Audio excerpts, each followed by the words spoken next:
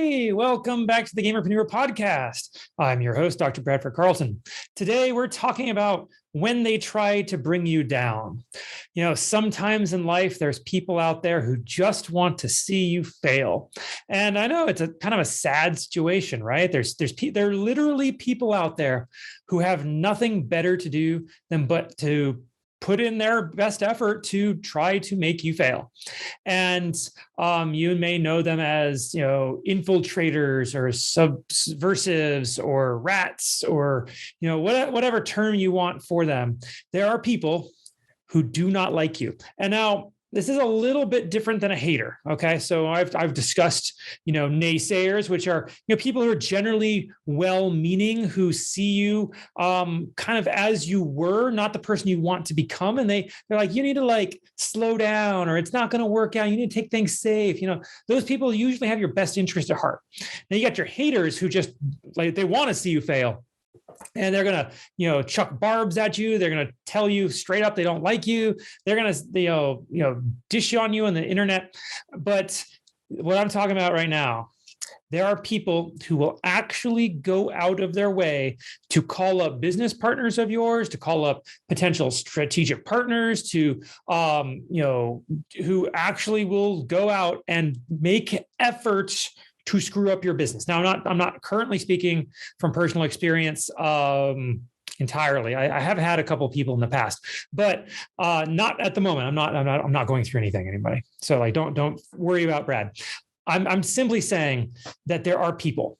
And how do you prevent these people from screwing you over, right? What can you do? Because here's the thing.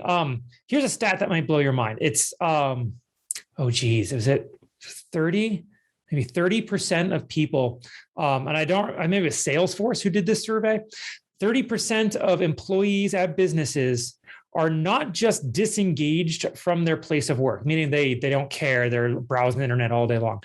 They're actively disengaged from their place of employment, meaning there are a third of the workforce is trying to screw over the business that they work for.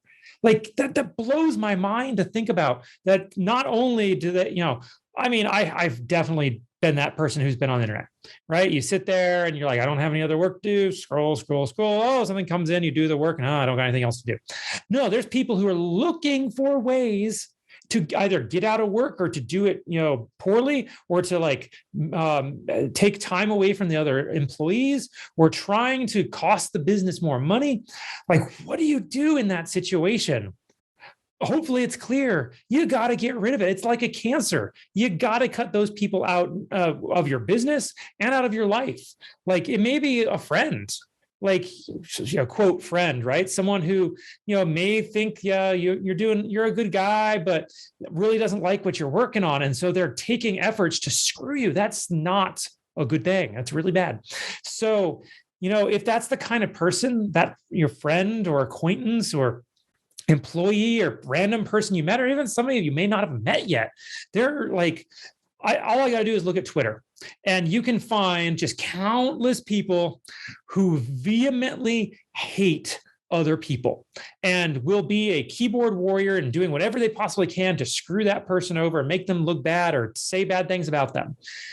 Those people, whether they're online or in person, you got to get rid of them from your life. Okay. Just cut them out, remove them from your phone, or even better, label them as something in your phone that you're definitely not going to answer, and then block them too, just in case. Right. And, if it's a friend or a family member, let them know, hey, I literally cannot have you in my life like this. Maybe someday you'll change, but until then, we're done. I had that happen to a family member when I was really young. My family, my parents made a decision that we were done with another family member, just completely done, cut off. And I never spoke to that person again. So you have to understand that your life will be better when you get rid of these people who are actively trying to ruin you. Your life, by necessity, will get better when they're gone. So I will remind you all, this may be a shorter episode, that organization is the enemy of sloth. Take a look at the current communications that you have, the current relationships that you have, the people in your life, and examine them. Don't just if someone says something mean to you and it like makes you tear up a little bit and you just shrug it off, oh, well, that's just Jim. No, like that brings you down. That brings your family down. That brings everybody in your life down. Because Jim's comment to you may carry through in the way you perform your work. It may carry through in that next negotiation you have, because Jim's words are going to be playing in the recording in your head while you're trying to pitch someone or while you're trying to help somebody else. And it's just never good to have that going on. And something funny will happen when you remove these negative and bad people from your life. It doesn't feel any better for a little while. In fact, you start getting really stressed because what are they going to say? Or what are they going to do now? And you're going to start expecting them to hurt you more. And that's like a clear sign that that person was the right person to remove. Okay. If you feel bad about removing them, like they weren't really that bad, they were well-meaning, maybe re-examine it. But if you're sitting there anticipating being retaliated against, or you're anticipating something happening down the line or something being said to somebody else, and you're sitting there stressed out about it, rest assured that was the right move in getting rid of that person. Now, what'll happen is it takes some time to get over it. It's kind of like a death in the family. When I was an elder law attorney, I would have to advise people that when somebody dies in your family, it takes roughly a year for you to stop feeling the stress and emotion of that person not being in your life anymore. Same thing with these beyond haters. Okay, whatever they've done to you, it doesn't get out of your system right away. You have to flush that poison out of your system, and it takes some time. It can take a couple months because you're gonna be looking over your shoulder, or this happens. You'll be sitting there, and all of a sudden you'll think of that person, and what will that person say if they come back into your life, or what if this situation happened, and so on and so forth.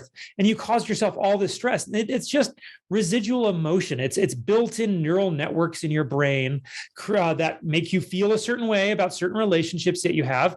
And because those neural nets are still there, even though you may not be thinking of it, it takes time for those to break down and to create other relationships. Those fire randomly, and you're going to get stressed out and worry. And at the end of the day, you just have to let go. Let go of the poison in your life. Every single person on this planet probably has at least one person who they know hates them. Okay. And if someone hates you and you're still in communication with that person, that's not a good situation to be in, because what the relationship is. What the outcome of having that person in your life is. So take the time, get your relationships organized. You will thank me for telling you this lesson sometime in the future when you finally let go and you're like, hey, shucks, man, my life is better. I was able to get rid of those people. Thank you so much. So that's what I got for you all today. Don't be just a gamer, be a gamerpreneur.